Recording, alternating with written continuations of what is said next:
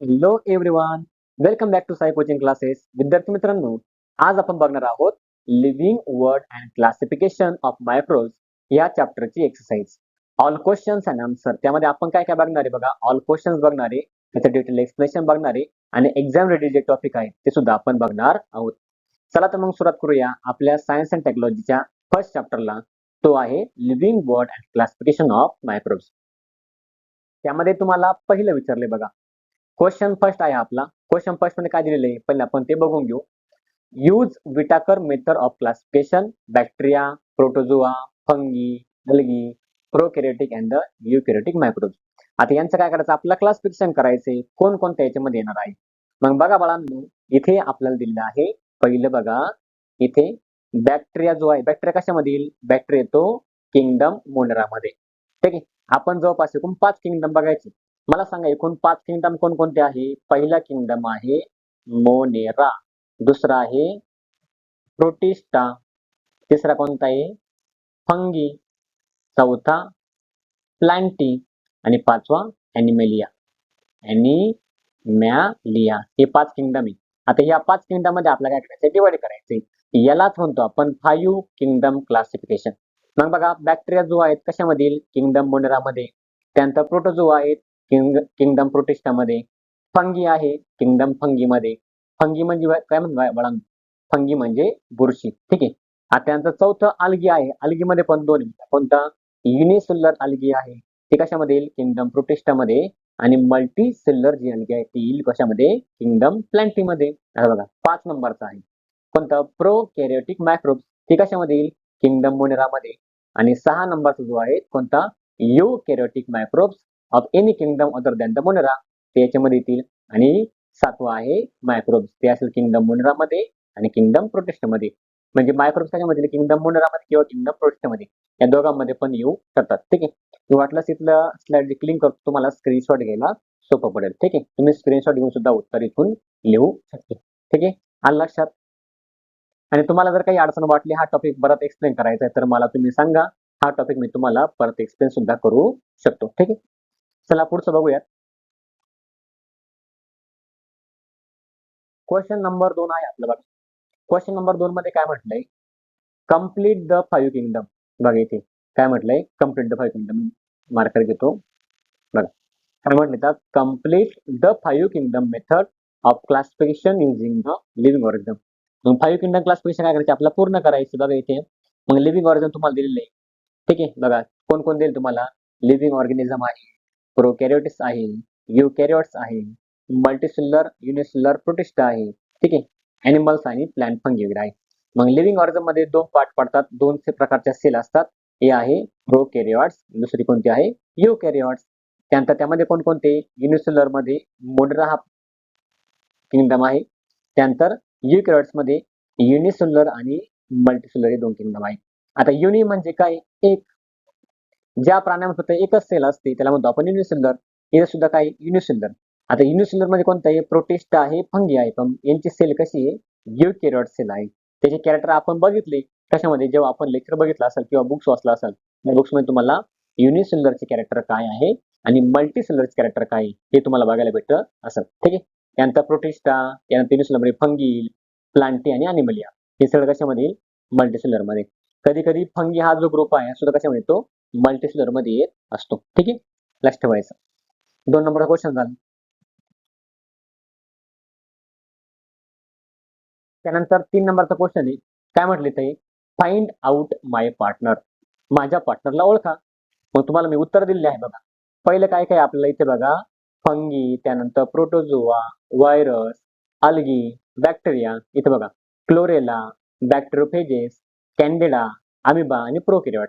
मग तुम्हाला जोड्या लावून दिल्या बघा. फंगीची जोडी कोणती आहे, कॅन्डिडा. कोणती जोडी आहे, कॅन्डिडा. बघा प्रोटोझोआची जोडी कोणती, इथं मग अमिबा. ठीक आहे. त्यानंतर व्हायरसची जोडी कोणती, इथे आहे बॅक्टेरोफेजेस. त्यानंतर अल्गीची जोडी कोणती आहे, क्लोरेला. क्लोरेल जोडी आहे. त्यानंतर बॅक्टेरिया जोडी कोणती, खालची बॅक्टेरियाचा आहे प्रोकॅरियोटिक. ठीक आहे. अशा जोड्या आहेत. तुम्ही शेजारी शेजारी देऊ शकतात. म्हणजे कसं लिहायचं, तुम्हाला बुक्स मध्ये जर असेल असं फंगी आणि पुढे, मग इथं काय लिहायचं, ए कॉलम बी कॉलम द्यायचा. पहिल्यांदा काय लिहायचं, फंगी लिहायचं इथं, फंगीच्या पुढे डॅश करायचा. आणि फंगीची जोडी कोण देईल तुम्हाला, कॅन्डिडा. मग इथं लिहायचं कॅन्डिडा नाव. कॅन्डिडा असं नाव लिहायचं. ठीक आहे, याला द्या 1 नंबर, 2 नंबर, 3 नंबर असं लिहित चला समोर. मी असं ज्या मार्क केलेलं आहे मी, ठीक आहे, असं न करा तुम्ही असं सुद्धा लिहू शकता. ठीक आहे, चला पुढचा क्वेश्चन बघूया आपण.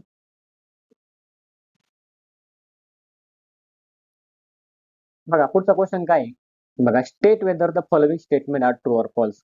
म्हणजे आपण जे स्टेटमेंट बघणार आहे ते स्टेटमेंट आपल्याला बघायचे ते चूक आहे की बरोबर आहे. काय आहे? चूक आहे की बरोबर आहे. मग त्याला आपण मराठीमध्ये काय म्हणतो? चूक की बरोबर. इंग्लिशमध्ये आपण म्हणतो ट्रू ऑर फॉल्स. बघा, आपलं एक्सप्लेन पण करायचं बघा. पहिला आहे लॅक्टोबॅसिलाई आर हार्मफुल बॅक्टेरिया. आता ही लॅक्टोबॅसिलाई कुठे असते? लॅक्टोबॅसिलाई बॅक्टेरिया जे आहेत ना ती असते दह्यामध्ये. तुम्हाला दही माहिती आहे, कर्ड जे आहेत, म्हणजे आपण जो असं दही करतो आणि दह्यामध्ये कोणते असते? लॅक्टोबॅसिलस नावाची बॅक्टेरिया असते. त्यामुळे दही कसं लागतं? आंबट लागतं बघा. आता मला सांगा रे, दही आपण खातोय, इथे काय म्हटलं मग? लॅक्टोबॅसिलाई आर हार्मफुल बॅक्टेरिया. मग ते आपलं धोकेदायक आहे का? तर नाही. आन्सर काय येईल आपलं? False answer. हे चुकीचं आहे. मग एक्सप्लेनेशन दिले बघा आपल्याला. काय म्हटलं इथं? लॅक्टोबॅसिलिया आर युजफुल बॅक्टेरिया, ती आपल्यासाठी महत्वाची आहे. They are use for the curdling of the milk, म्हणजे दुधाचं काय करायचं? दही करायचंय. They are also use for preparing variety of milk product. मग ते आपल्याला काय मदत करते? आपल्या जे लॅक्टोबॅसिलस नावाची बॅक्टेरिया आहे ती आपल्याला दही बनवून देते आणि दह्यासारखेच अजून जे प्रोडक्ट आहे, जे वेगवेगळे उत्पादन आहे ते आपलं उत्पादन मिळवून देत असतात.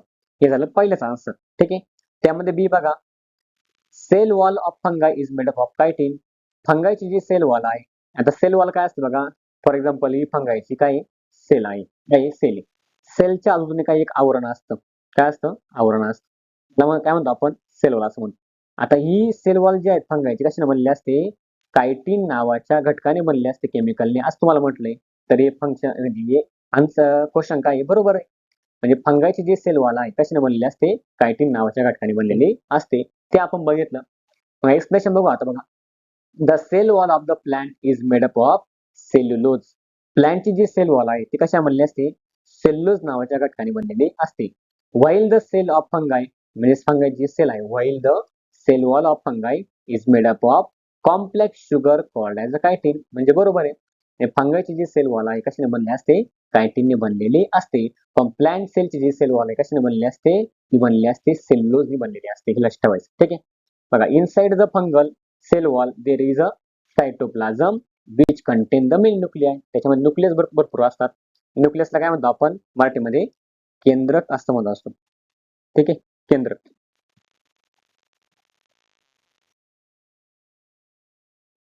पुढचा क्वेश्चन बघा आपल्याला, क्वेश्चन नंबर 4. क्वेश्चन नंबर 4 काय म्हटलंय? State whether the following statement are true or false. तोच ट्रू ऑर फॉल्सचा क्वेश्चन बघा. त्यामध्ये सी बघा आपला कोणता आहे? Organ of locomotion in amoeba is a pseudopodia. आता जो अमिबा आहे त्या अमिबामध्ये हा सुडोपोडिया नावाचा ऑर्गन आहे, तो काय करतो? लोकोमोशन साठी मदत करतो. म्हणजे काय? त्या अमिबाला एका जागेवरून दुसऱ्या जागेवर जाण्यासाठी मदत करत असतात. म्हणजे फॉर एक्झाम्पल हा अमिबा आहे, त्या अमिबाला ह्या जागेवरून जर ह्या जागेवर जायचं असेल ना, तो लोकोमोशन करायचे, त्याला हा सुडोपोडिया नावाचा जो ऑर्गन आहे तो काय करतो? मदत करत असतो. आणि ते बरोबर आहे. बघा मग आन्सर आहे ट्रू आपलं. मग एक्सप्लेनेशन काय बघा. Amoeba is a protozoan. तो प्रोटोझोआन आहे. प्रिमेटिव्ह ऑर्गॅनिझम आहे हा, which possesses pseudopodia as a organ for locomotion. त्याला सुडोपोडिया असतात आणि सुडोपोडिया लोकोमोशन साठी मदत करत असतात. हे तुम्हाला दिलेलं आहे बघा. त्यानंतर डी आहे tomato wilt is a viral disease. टोमॅटोचे पानं जे आहेत ते सुकतात, गोळा होतात, याला काय म्हणतो आपण? विल्ट असं म्हणतो.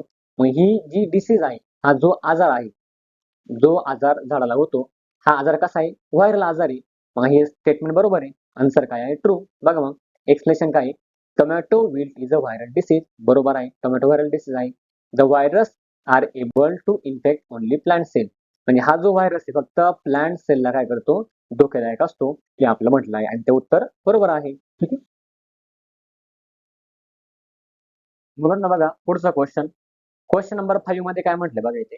क्वेश्चन नंबर 5 मध्ये इथे बघा क्वेश्चन समजून घेऊ. Give answer. आन्सर लिहा असं म्हटलंय. त्यामध्ये ए काय म्हटलं आपलं बघा. State the merits of Whittaker's method of classification. आता विटाकर जी मेथड आहे क्लासिफिकेशनची त्याचे मेरिट आपल्याला विचारले. बाळांनो मेरिट म्हणजे काय रे? ते बघा, मेरिट म्हणजे काय? चांगल्या गोष्टी कोणत्या आहे विटाकर मेथडची?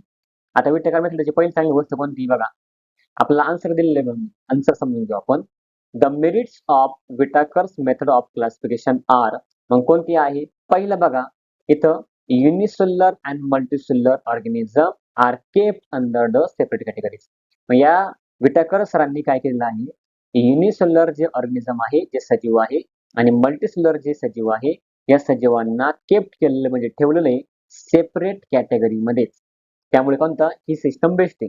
त्यानंतर दुसरी बाब काय म्हटलं इथे 2 नंबर आपल्याला दिलेला आहे. Autotrophs and the heterotrophs. जे ऑटोट्रॉप्स आहे आणि जे हेटरोट्रॉप्स आहे, ठीक आहे, are place in the separate group. आता ऑटोट्रॉप म्हणजे काय असतात? जे सूर्याचा वापर करून सनलाईट घेऊन स्वतःचं अन्न स्वतः तयार करतात आणि दुसऱ्यांना पण देतात. त्यांना म्हणतो आपण ऑटोट्रॉप. मग ऑटोट्रॉप मध्ये कोण येतं? प्लांट असेल, ठीक आहे, त्यानंतर बीजी असतील, ब्ल्यू ग्रीन अल्गे असतील, या कशामध्ये येतात? ऑटोट्रॉप मध्ये. बघा हेटरोट्रॉप म्हणजे काय? जेव्हा दुसऱ्यावरती अवलंबून असतात, दुसऱ्यांना भक्षक म्हणून काम करत असतात, ठीक आहे, खातात ते. Are place in separate group. मग त्यांनी काय केलंय? युनिसेल्युलर आणि मल्टीसेल्युलर जे ऑर्गॅनिझम आहे त्यांना सेपरेट ठेवलंय. त्यानंतर ऑटोट्रॉप्स आहे आणि हेटरोट्रॉप्स आहे त्यांना पण सेपरेट ग्रुपमध्ये ठेवलंय. 3 नंबरचं बघा, a separate kingdom was assign.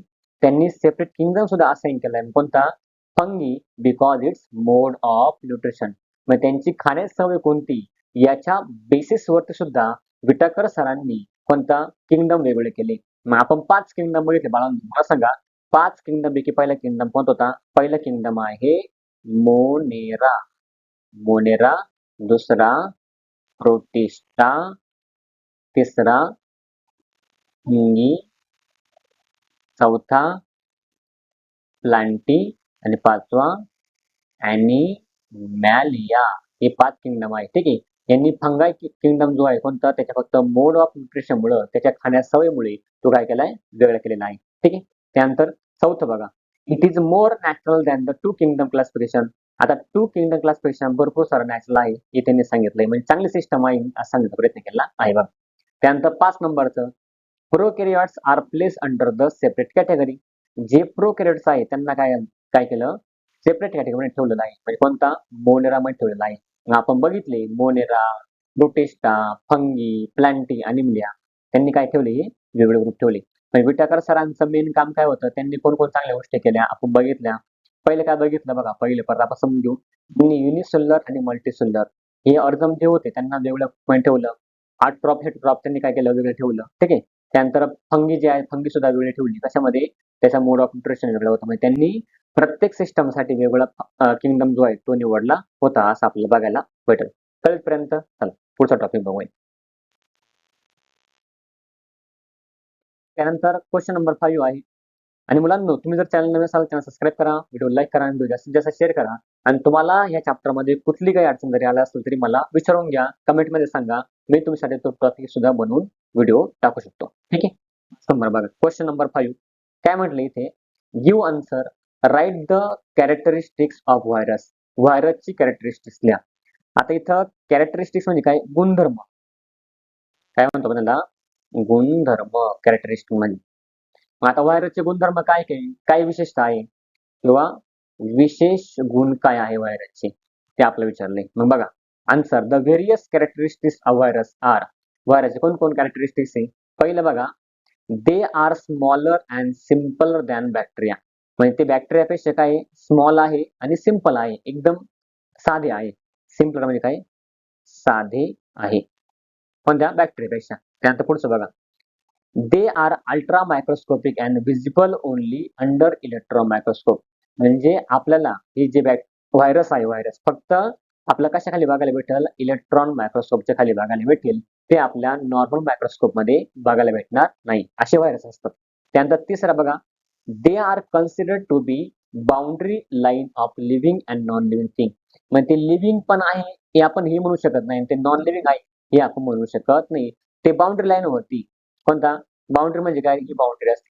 आता बाउंड्रीच्या या साईडला पण नाही, या साईडला पण नाही, म्हणजे मध्येच आहे. म्हणजे आपण त्याला सरळ सरळ लिव्हिंग पण म्हणू शकत नाही, नॉन लिव्हिंग पण म्हणू शकत नाही. त्यानंतर बघा, they R obligate parasite and can not live in their own. आता हे ऑब्लिगेट पॅरासाइट आहेत. पॅरासाइट म्हणजे काय? म्हणजे काय? Disease causing organism. काय? Disease causing organism. डिसीज म्हणजे काय? ते आजार पसरवतात. डिसीज म्हणजे काय? ते मिलित वरती आजार पसरवत असतात. व्हायरस पासून आपले आजार होतात. ठीक आहे. Cannot live on their on. आता ते काय माहिती का, दुसऱ्या एखाद्या प्राण्याच्या शरीरामध्ये राहतात.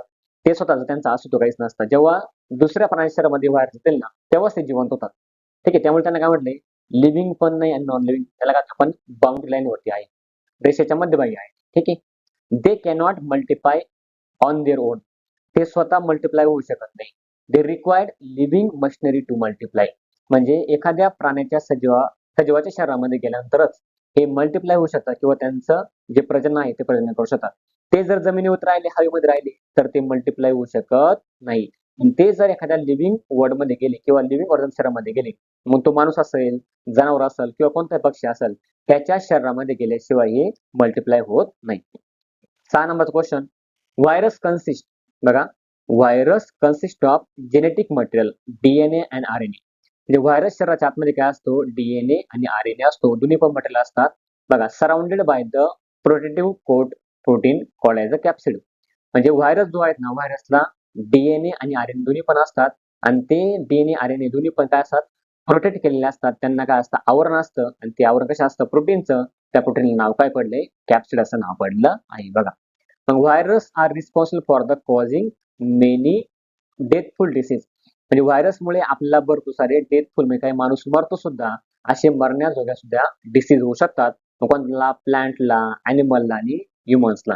म्हणजे माणूस, प्राणी आणि काही झाडं आहेत, या सगळ्यांना व्हायरसमुळे आजार होऊ शकतात किंवा त्या आजारामुळे सगळे माणसं सुद्धा मरू शकतात. हे बघितलं आपण. मग बोला, आपण कोण कोण बघितलं, कॅरेक्टरिस्टिक ऑफ द व्हायरस. व्हायरसमध्ये काही विशेष गुण असतात ते आपण बघितले. पहिला विशेष गुण कोणता आहे, ते बॅक्टेरियापेक्षा काही लहान आहे, स्मॉलर आहे. ठीक आहे, सिम्पल आहे. त्यानंतर ते फक्त इलेक्ट्रॉन मायक्रोस्कोप मध्ये आपल्याला बघायला मिळतात, ते बघितलं. आणि ते बाउंड्री लाईन मध्ये कोणकोणते लिव्हिंग आणि नॉन लिव्हिंग मध्ये ते बघितलं आपण. बघा, ते ऑब्लिगेट पॅरासाइट आहे, ते स्वतः मल्टिप्लाय होऊ शकत नाही, त्यांना काही लिव्हिंग बॉडी लागते मल्टिप्लाय होण्यासाठी, ते आपण पाचवं बघितलं. त्यानंतर व्हायरसला DNA RNA दोन्ही पण आहे, पण त्यांना कोड जो आहे, व्हायरल कोड, त्यांना संरक्षण करणार तो कोणता आहे, प्रोटीनचा लेअर आहे, त्याला म्हणतो आपण कॅप्सिड. त्यानंतर व्हायरस रिस्पॉन्सिबल असतो कोणता, विविध डेथफुल किंवा डिसीज पसरवण्यासाठी, कोणत्यामध्ये, प्लांटमध्ये, ॲनिमलमध्ये आणि कोणता, ह्युमनमध्ये आजार पसरवू शकतात, हे आपण बघितलं. ठीक आहे. चला पुढचा प्रश्न बघूया. क्वेश्चन नंबर 5 बघा, काय म्हटलंय, गिव्ह आन्सर. त्यामध्ये आपल्याला काय म्हटलंय, सी नंबरचा क्वेश्चन बघा. Explain the nutrition in fungi. Fungi म्हणजे काय, बुरशी. बुरशीमध्ये न्यूट्रिशन कसं असतं ते आपल्याला विचारलेलं आहे. मग आन्सर बघा, मोस्ट ऑफ द फंगी, म्हणजे भरपूर साऱ्या फंगी ज्या आहेत, बुरशी ज्या आहेत, आर सॅप्रोफायटिक. सॅप्रोफायटिक म्हणजे काय रे, ज्या लिव्हिंग ऑर्गझम, जे लिव्हिंग ऑर्गझम सडलेल्या, काय म्हटलंय, सडलेल्या किंवा कुजलेल्या कुजलेल्या पदार्थांवरती वाढतात. पदार्थ जे आहेत त्या पदार्थावरती वाढतात किंवा सडलेल्या असेल, खराब झालेल्या असेल, सडलेल्या किंवा खराब झालेल्या वस्तूवरती वाढतात, त्याला म्हणतो आपण सॅप्रोफायटिक. बघा, most of the fungi are saprophytic, म्हणजे ते सडलेल्या, खराब झालेल्या किंवा कुजलेल्या पदार्थांवरती वाढतात. बघा, ते absorb nourishment from the dead and decaying matter. Dead म्हणजे काय, मेलेले किंवा डिकिंग झालेले, कुजलेले आहे, अशा पदार्थांवरती, अशा भागावरती कोण वाढतं, फंगी वाढते, बुरशी वाढते. बघा, by taking the organic matter from the dead bodies. मग ते ऑर्गॅनिक मॅटर जे आहे कुठून घेतात, डेड बॉडी देवरून घेतात, ऑफ प्लांट्स अँड एनिमल, मग ते वनस्पती असेल किंवा प्राणी असेल. ठीक आहे. फंगाय सर्वाईव्ह. फंगाय सर्व होतात म्हणजे कोणता, जी फंगी आहे, फंगी काय करते, सडलेल्या किंवा कुजलेल्या किंवा खराब झालेल्या वस्तूमधून काय करते, न्यूट्रिशन घेते तिला जगण्यासाठी. ठीक आहे. मग कोणकोणत्या, बघा, प्लांट असतील, ॲनिमल असतील, फंगाय वगैरे असतील, यांच्यामधून काय घेतात, ते डेड ऑर्गॅनिक मॅटर मधून, डेड जे मॅटर आहे त्यामधून काय करतात, ऑर्गॅनिक मॅटर घेतात आणि त्यांचं जीवन चालवत असतात. बघा, this is process that degrade of organic matter completely. त्यामुळे जे ऑर्गॅनिक मॅटर आहे, फॉर एक्झाम्पल एखादं खराब झाड पडलं आहे, झाड तुटलं आहे किंवा झाड मेलं आहे, त्या झाडावरती ते वाढतात आणि त्या झाडाला हळूहळू काय करतात, डिकम्पोज करतात, त्याला सडवतात, त्याला कुजवतात आणि त्याच्यामध्ये जे न्यूट्रिशन आहे प्रकाशाला दुसऱ्या झाडाला देतात असं. ठीक आहे. हे त्याचं आन्सर आहे, कुठं, फंगायचं. हे फंगायचं न्यूट्रिशन आहे. म्हणजे फंगाय नेमकं खातं कोणला, हे आपल्याला म्हटलंय. मग फंगाय काय रे, नेचर कसं आहे, सॅप्रोफायटिक नेचर आहे. ते सडलेल्या, म्हणजे डेड अँड डिकेइंग मॅटरवरती वाढतं. कोणता, त्याच्यामुळे काय घेतं, ऑर्गॅनिक मॅटर घेतं डेड बॉडी मधून किंवा प्लांट मधून किंवा ॲनिमल मधून. ठीक आहे, फंगाय वाढतं आणि त्या ऑर्गॅनिक मॅटर जे आहे त्याला कम्प्लिटली काय करतो, डिग्रेड करत असतो, त्याला कम्प्लिटली संपवत असतो. ठीक आहे. त्यानंतर 5 नंबरचा क्वेश्चन बघा, त्याच्यामध्ये डी आहे. काय म्हटले इथे, which living organism are include in the kingdom Monera. कोणता लिव्हिंग ऑर्गॅनिझम जो आहे किंगडम मोनेरा मध्ये आपण टाकलेला आहे असं तुम्हाला विचारलंय. मग बघा केलं, all the living organism belong to the kingdom Monera are unicellular. ज्याला एकच सेल आहे असे सगळे सजीव, काय म्हटले तुम्हाला, ज्याला फक्त एकच सेल आहे असे सगळे सजीव किंगडम मोनेरा मध्ये आपण टाकलेले आहे. दुसरं बघा, the mode of nutrition in them is either autotrophic और हेटेरोट्रॉपिक. म्हणजे काय, स्वतःच अन्न काय करतो, स्वतःच अन्न स्वतःच तयार करतो किंवा अन्नासाठी आपण दुसऱ्यावरती अवलंबून राहतो, त्याला म्हणतो आपण हेटेरोट्रॉपिक. आता माणूस दुसऱ्यावरती अवलंबून आहे अन्नासाठी, पण जे झाड आहे, झाड काय करतं, स्वतःच अन्न स्वतः तयार करत असतं. म्हणून काय म्हटलंय, हे जे मोनेरामध्ये ग्रुपमध्ये जेवढे पण प्राणी आहेत तेवढे सजीव आहे, आपण त्यांना प्राणी म्हणता येणार नाही, सजीव म्हणतोय. ते सगळे सगळे सजीव स्वतःचा अन्न स्वतः तयार करतात काही काही, किंवा ते अन्नासाठी दुसऱ्यावरती अवलंबून राहतात. म्हणून आपण काय म्हटलंय, ते असतात ऑटोट्रॉपिक किंवा ते असतात हेटेरोट्रॉपिक. ते आपण बघितलं. ठीक आहे. चला पुढचं 3 नंबरचं, ऑल ऑफ देम आर प्रोकॅरियोटिक. तिसरे सगळे काय, प्रोकॅरियोटिक. मग प्रोकॅरियोटचा विशेष गुणधर्म काय मग बघा, अँड दस they do not have well form nucleus. त्यांच्यामध्ये न्यूक्लियस नसतो. आता न्यूक्लियस काय असतो बघा, फॉर एक्झाम्पल ही एखाद्या प्राण्याची सेल आहे, आता आपण प्रोकॅरियोटिक घेऊ. बघा मी तुम्हाला दाखवतो. फॉर एक्झाम्पल आपण ही सेल घेतली, ठीक आहे, ही गोल सेल काढली का. आता या सेलच्या सेंटरला जो असतो ना, त्याला म्हणतो आपण न्यूक्लियस. असा गोल गोल असतो बघा, याला काय म्हणतो आपण, काय, न्यूक्लियस असं म्हणतो. आता हा जो न्यूक्लियस आहे, काय, हा न्यूक्लियस आहे, हा यांच्यामध्ये काय असतो, वेल फॉर्म नसतो. Do not have well form nucleus. मग तो न्यूक्लियस काय असतो, वेल डेव्हलप नसतो. कानामध्ये प्रोकॅरियोट्स मध्ये हेच मेन कॅरेक्टर आहे बघा. The nuclear membrane and cell organelles are absent in them. आता हे झालं कोणतं, न्यूक्लियस त्यांच्यामध्ये नसतो. ठीक आहे, वेल डेव्हलप नसतो. आणि जे सेल ऑर्गॅनिल्स, सेल ऑर्गॅनिल कोणकोणते असतात, आता पेशीमध्ये तुम्हाला बघा मायटोकॉन्ड्रिया असतो, काय असतात, गॉल्गी कॉम्प्लेक्स असतात. ठीक आहे, असे वेगवेगळे काय असतात, सेल ऑर्गॅनिल वेगळे असतात. आता हे पण त्याच्यामध्ये नाही, कोणामध्ये, किंगडम मोनेरा मध्ये आपल्याला बघायला भेटत नाही बघा. Kingdom Monera consist of different types of bacteria and the blue green algae. ज्या ब्ल्यू ग्रीन अल्गी असतात त्या कोणत्या असतात, ऑटोट्रॉप्स असतात. आणि जे बॅक्टेरिया आहेत ते कसे असतात, हेटेरोट्रॉप्स असतात. लक्ष ठेवायचं. मग आपण पहिलं वाक्य काय बघितलं बघा, पहिलं वाक्य आपण बघितलं, किंगडम मोनेरा मध्ये काय असतात, सगळे बाळांनी पण काय काय बघितलं, किंगडम मोनेरा मध्ये काय काय विशेष गुण आहे, त्याच्यामध्ये जेवढे पण प्राणी आहेत, ठीक आहे, लिव्हिंग ऑर्गॅनिझम कोणत्या मोनेरा मध्ये, ते कसे आहे, युनिसेल्युलर आहे. त्यांच्यामध्ये एकच सेल आहे. त्याच्यामध्ये काय की अट्रॉपिक आहे, नंतर हेट्रोट्रॉपिक आहे. त्यामध्ये जे प्रोकॅरियोटिक ऑर्गॅनिझम असतात त्यांच्यामध्ये प्रोकॅरियोटिक सेल जे आहेत त्यांच्यामध्ये न्यूक्लियस वेल डेव्हलप नसतो, किंवा न्यूक्लिअर मेम्ब्रेन जे असतात किंवा सेल ऑर्गॅनिल्स असतात ते काय असतात, अब्सेंट असतात. त्यामध्ये किंगडम मोनेरामध्ये डिफरंट टाइप्स ऑफ बॅक्टेरिया पण आहे, म्हणजे भरपूर सारे बॅक्टेरिया आहे.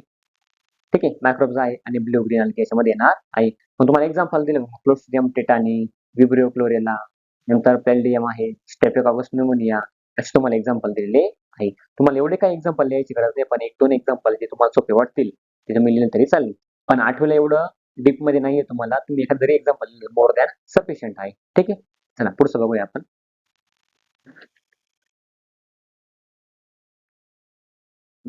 क्वेश्चन नंबर 6 आहे, हु आय एम. म्हणजे मी कोण आहे. कोणता, हु आय एम, मी कोण आहे ते आपल्याला ओळखायचं आहे. ठीक आहे, बघा आपण बघू मग बघा, I don't have true nucleus. माझ्यामध्ये ट्रू न्यूक्लियस नाही बघा. सेल ऑर्गॅनिल्स और प्लाझ्मा मेम्ब्रेन. ठीक आहे, त्याच्यामध्ये काही सेल ऑर्गॅनिल्स नाही आणि प्लाझ्मा मेम्ब्रेन सुद्धा नाही. I don't have true nucleus, cell organelles आणि कोणता, प्लाझ्मा मेम्ब्रेन. मग कोणामध्ये आहे, मोनेरामध्ये, किंगडम मोनेरामध्ये. मोनेरा म्हणजे कोणता, किंगडम किंगडम मोनेरामध्ये तुम्हाला ट्रू न्यूक्लियस म्हणजे खरोखरचा न्यूक्लियस बघायला भेटणार नाही. सेल ऑर्गॅनिल्स आणि कोणता, प्लाझ्मा मेम्ब्रेन बघायला भेटणार नाही. मोनेरा ग्रुप आहे. त्यानंतर बी बघा, I have nucleus and membrane bound cell organelle. मला न्यूक्लियस आहे आणि मेम्ब्रेन बाउंड सेल ऑर्गॅनिल सुद्धा आहे. सेल ऑर्गॅनिल्स आपण मराठीमध्ये काय म्हणतो, पेशी अंगके. काय म्हणतो, पेशी अंगके असं म्हणत असतो. मग बघा, मग आन्सर काय आहे? प्रोटोझोआ. पहिला आन्सर कोणतं? मोनेरा आणि दुसरं कोणतं? प्रोटोझोआ. ठीक आहे. पुढचा क्वेश्चन बघूया आपण. हु आय एमचा तिसरा क्वेश्चन काय म्हटलं इथे?